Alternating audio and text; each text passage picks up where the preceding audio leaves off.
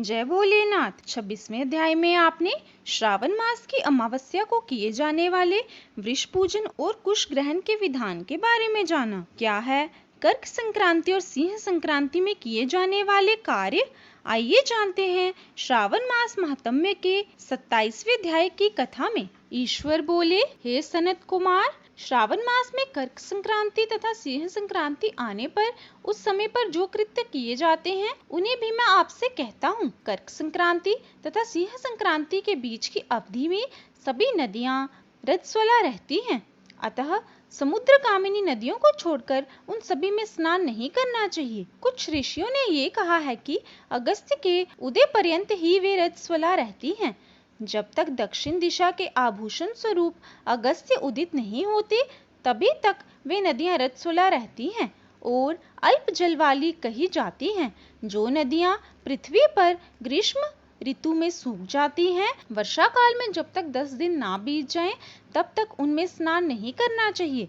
जिन नदियों की गति स्वतः 8000 धनुष तक नहीं हो जाती तब तक वे नदी शब्द की संज्ञावली नहीं होती, अपितु वे गर्त कही जाती है। कर्क संक्रांति के प्रारंभ में 3 दिन तक महानदियां रजस्वला रहती हैं। वे स्त्रियों की भांति चौथे दिन शुद्ध हो जाती हैं। हे मुने, अब मैं महानदियों को बताऊंगा, आप सावधान होकर सुनिए। गोदावरी, भीमरथी, तुंगभद्रा, वेनिका, तापी, पयोष्णी, ये 6 नदियां विंध्य के दक्षिण में कही गई हैं। भागीरथी, नर्मदा, यमुना, सरस्वती, विशोका, विस्ता, ये 6 नदियां विंध्य के उत्तर में कही गई हैं। ये 12 महानदियां देव ऋषि क्षेत्र से उत्पन्न हुई हैं। हे मुने, देविका, कावेरी, वंजरा, कृष्णा, ये महानदियां कर्क संक्रमण के प्रारंभ में 1 दिन तक रजस्वला रहती हैं। गौतमी नामक नदी कर्क संक्रमण होने पर 3 दिनों तक रजस्वला रहती है। चंद्रभागा, सती, सिंधु, सरयू, नर्मदा, गंगा, यमुना, प्लक्षजाला, सरस्वती, ये जो नाद संज्ञा वाली नदियां हैं वे रजोदोष से युक्त नहीं होती हैं। सोन, सिंधु, हिरण्य, कोकिल, आहित, घरघर और शत्रद्रु, ये 7 नाद पवित्र कहे गए हैं। धर्म द्रव्यमयी गंगा, पवित्र यमुना तथा सरस्वती, ये नदियां गुप्त रजो दोष वाली होती हैं, अतः ये सभी अवस्थाओं में निर्मल रहती हैं। जल का ये रजो दोष नदी तट पर रहने वालों को नहीं होता है। रजो धर्म से दूषित जल भी गंगा जल से पवित्र हो जाता है। प्रसवावस्था वाली बकरियां, गाय, भैंसे व स्त्रियां और भूमि पर वृष्टि के प्रारंभ का जल, ये 10 रात व्यतीत होने पर शुद्ध हो जाते हैं। कुएं तथा बावली के अभाव में अन्य नदियों का जल अमृत होता है। रजोधर्म से दूषित काल में भी ग्राम भोग नदी दोष में नहीं होती है। दूसरे के द्वारा भरवाए गए जल में रजोदोष नहीं होता है। उपाकर्म में, उत्सर्ग कृत्य में, प्रातः काल के स्नान में, विपत्तियों में, सूर्य ग्रहण काल में तथा चंद्र ग्रहण काल में रजोदोष नहीं होता है। हे सनत कुमार, अब मैं सिंह संक्रांति में गो प्रसव के विषय में कहूँगा। सिंह राशि में सूर्य के संक्रमण होने पर यदि गो प्रसव होता है तब जिसकी गाय प्रसव करती है उसकी मृत्यु 6 महीनों में हो जाती है। मैं इसकी शांति भी बताऊंगा जिसे सुख प्राप्त होता है। प्रसव करने वाली उस गाय को उसी क्षण ब्राह्मण को दे देना चाहिए। उसके बाद घृत मिश्रित काली सरसों से होम करना चाहिए। इसके बाद व्याहृतियों से घृत में सिक्त तिलों की 1008 आहुतियां डालनी चाहिए। उपवास रखकर विप्र को प्रयत्न पूर्वक दक्षिणा देनी चाहिए। सिंह राशि में सूर्य के प्रवेश करने पर जब गोष्ठ में गो प्रसव होता है तब कोई अनिष्ट अवश्य होता है, अतः उसकी शांति के लिए शांति कर्म अनुष्ठान करना चाहिए। अस्यवाम, इस सूक्त से तथा त्वदिष्णो, इस मंत्र से तिल तथा घृत से 108 आहुतियां देनी चाहिए और मृत्युंजय मंत्र से 10,000 आहुतियां डालनी चाहिए। उसके बाद श्री सूक्त से अथवा शांति सूक्त से स्नान करना चाहिए। इस प्रकार किए गए विधान से कभी भी भय नहीं होता है। इस प्रकार यदि श्रावण मास में घोड़ी दिन में प्रसव करे तो इसके लिए भी शांति कर्म करना चाहिए। उसके बाद दोष नष्ट हो जाता है। हे सनत कुमार, अब मैं कर्क संक्रांति में, सिंह संक्रांति में तथा श्रावण मास में किए जाने वाले शुभप्रद दान का वर्णन करूंगा।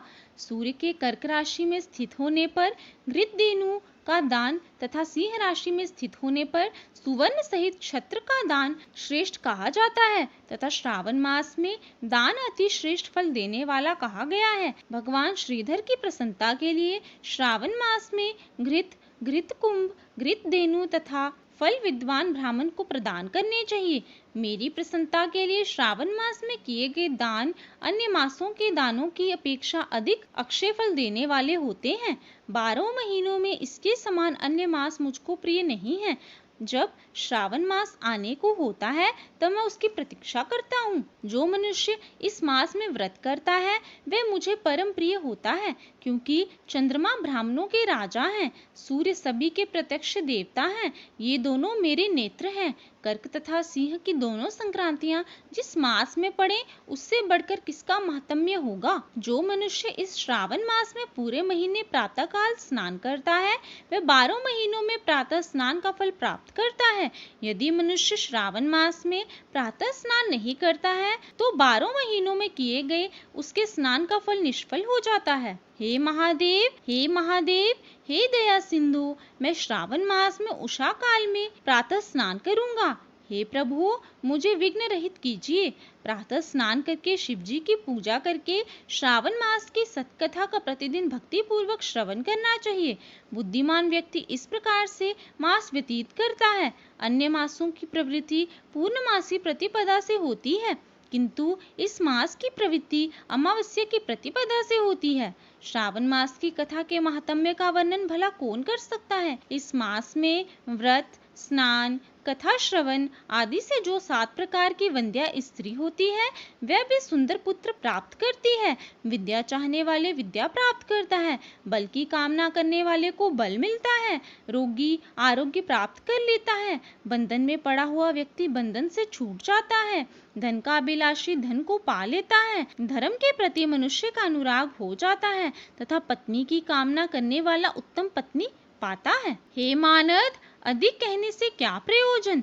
मनुष्य जो जो चाहता है उसको पा लेता है और मृत्यु के बाद मेरे लोक को पाकर मेरे सानिध्य में आनंद प्राप्त करता है।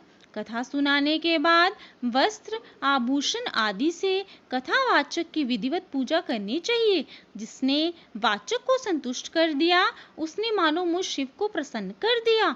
श्रावण मास का महात्म्य सुनकर जो वाचक की पूजा नहीं करता, यमराज उसके कानों को छेदते हैं और वह दूसरे जन्म में बहरा होता है। अतः सामर्थ्यानुसार वाचक की पूजा करनी चाहिए। जो मनुष्य उत्तम भक्ति के साथ इस श्रावण मास महात्म्य का पाठ करता है अथवा सुनता है अथवा दूसरों को सुनाता है उसको अनंत पुण्य की प्राप्ति होती है।